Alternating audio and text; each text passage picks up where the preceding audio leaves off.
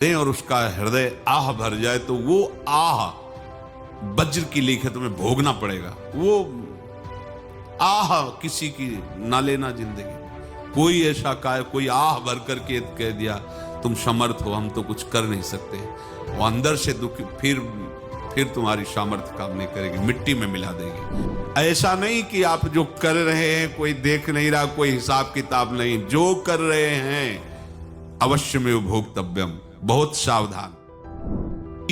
स्वयं नित्य निरंतर कर्मों के जाल को रच रहा है और अपने आप को बांध रहा है। आपको मुक्त होना है, बंधना नहीं है। जीव का जन्म कर्मों के अनुबंध से होता है, कर्मों के बंधन से होता है, और उसको अपना ऋण चुकाना होता है। कर्मानुबंध ये बहुत सूक्ष्म विषय है।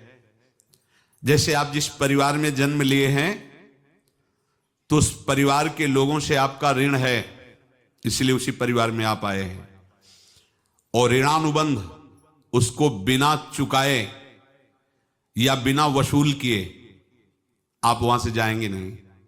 आपको लेना है तो वसूल करना है, और देना है तो चुकाना है।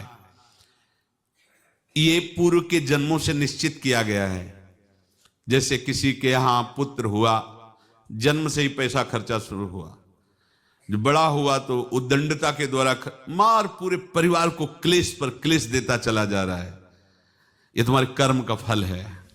या ऐसे शक्तिहीन बुद्धिहीन ऐसे पागल पूरे जीवन सेवा करो, तुमसे अपना हिसाब चुकाने के लिए वो आया है। अब परिवार के जो सदस्य जुड़े आके, मतलब पत्नी आते ही पूरी हृदय में आनंद, परिवार में आनंद, और जीवन भर वो आनंद ही सुख देने के लिए उसका जन्म हुआ। वो अपना ऋणानुबंध मुक्त, और आते ही भयंकर क्लेश खड़ा कर दिया, बीच में दीवाल और झगड़ा और ऐसा, फिर अतरे दिन मारपीट शुरू, कलह अशांति, पूरा जीवन नरक हिसाब करने आए। यहां ऋण चुकाए बिना कोई जा नहीं सकता, ऋण चुकाना पड़ेगा। किसी का ऋण वसूल करना है तो किसी को ऋण चुकाना है, दोनों काम करने होते हैं।